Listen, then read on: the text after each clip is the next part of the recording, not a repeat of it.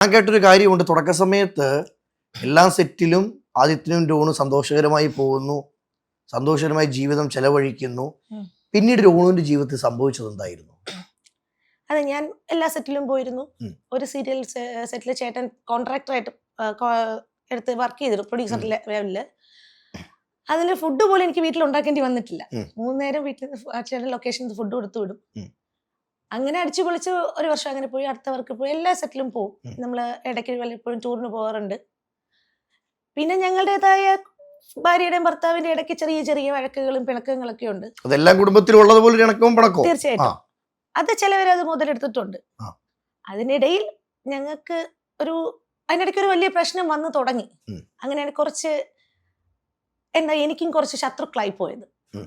അത് ചേട്ടൻ്റെ ഒരു സൗഹൃദം വെച്ചിട്ട് ചേട്ടൻ കുറച്ച് ഹെൽപ്പിംഗ് മെന്റാലിറ്റി ഉള്ള ആളാണ്. കുറച്ച് സാമ്പത്തികമായി സഹായിച്ചു തുടങ്ങി. ആ സഹായം ഒരു സ്ത്രീ മുഖേനയാണ് തുടങ്ങിയതും.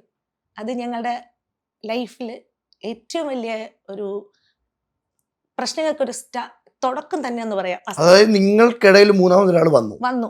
ആ മൂന്നാമത്തെ വ്യക്തി ആരായിരുന്നു? അതൊരു ലേഡി ആയിരുന്നു. ഉം. ബിഗ് ബോസ് താരമായിരുന്നു. ഉം. പേര് പറയാം, ഉം. അറിയായിരിക്കും. വാനമ്പാടി സീരിയലിന്റെ നായികയായിരുന്നു സുചിത്ര നായർ. ഉം. ആ സ്ത്രീ ഞങ്ങളുടെ ലൈഫിലേക്ക് വന്നു. അതിനുശേഷം ഞങ്ങൾക്ക് പ്രശ്നങ്ങളാണ്. കുറച്ചുനാൾ മിണ്ടാതിരിക്കേണ്ടി വന്നിട്ടുണ്ട്. അപ്പോഴും രോണു ആ വ്യക്തി കാരണമാണ് ഇങ്ങനെ സംഭവിച്ചെന്ന് രോണു ഈ തറപ്പിച്ച് പറയാൻ കാരണം എന്താണ്? കാരണം അതിന്റെ ഇടയിൽ ഞങ്ങൾക്കിടയിൽ അങ്ങനെ വലിയ പ്രശ്നങ്ങളില്ല.